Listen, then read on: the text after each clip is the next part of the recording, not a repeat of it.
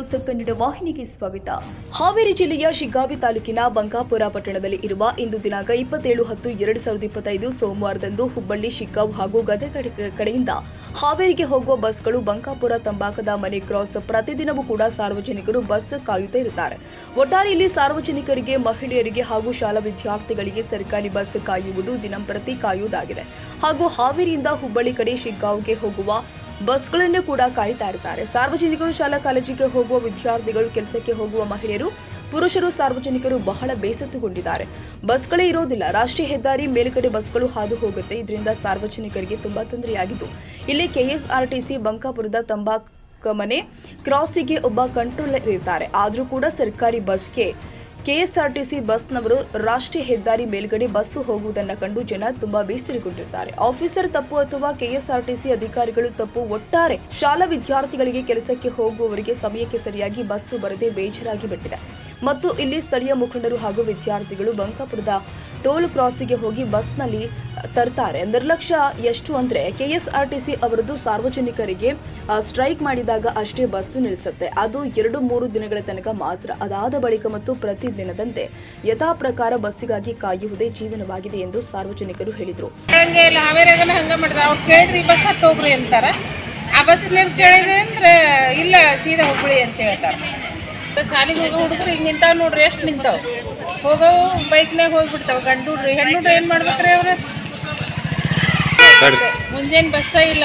ಅವರು ಕಂಟ್ರೋಲ್ಗಾರು ಒಂದೊಂದ್ಸಲ ಹೋಗ್ತಾರ, ಒಂದೊಂದ್ಸಲ ಹೋಗಂಗೆ ಇಲ್ಲ ಬಸ್. ಅವರು ಮಾಡಂತಡ್ರಿ ಅಂತಾರೆ.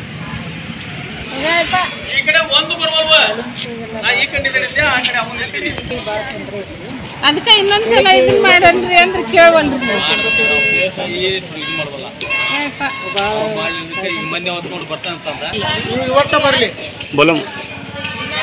बस का बहुत प्रॉब्लम है यहाँ पे. सुबह बच्चे बहुत से हावेरी को जाते हैं, लेकिन यहाँ पे बस का प्रॉब्लम बहुत है.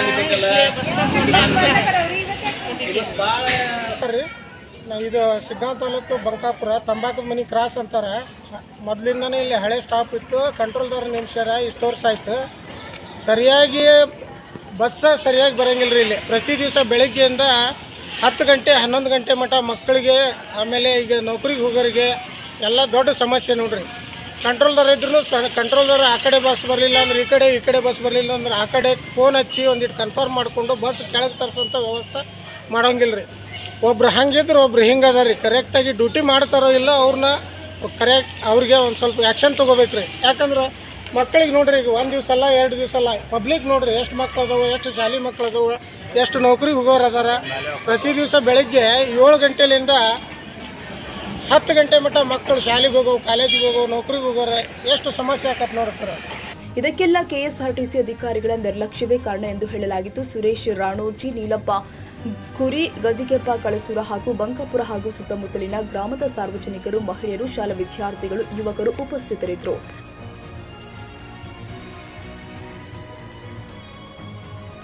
ತಾಜಾ ಸುದ್ದಿಗಾಗಿ ಎಂಟಿವಿ ನ್ಯೂಸ್ 24x7ಗೆ ಸಬ್ಸ್ಕ್ರೈಬ್ ಮಾಡಿ ಮತ್ತು ಬೆಲ್ ಐಕಾನ್ ಅನ್ನು ಒತ್ತಿ. ತಪ್ಪದೇ ಲಿಂಕ್ ಶೇರ್ ಮಾಡಿ.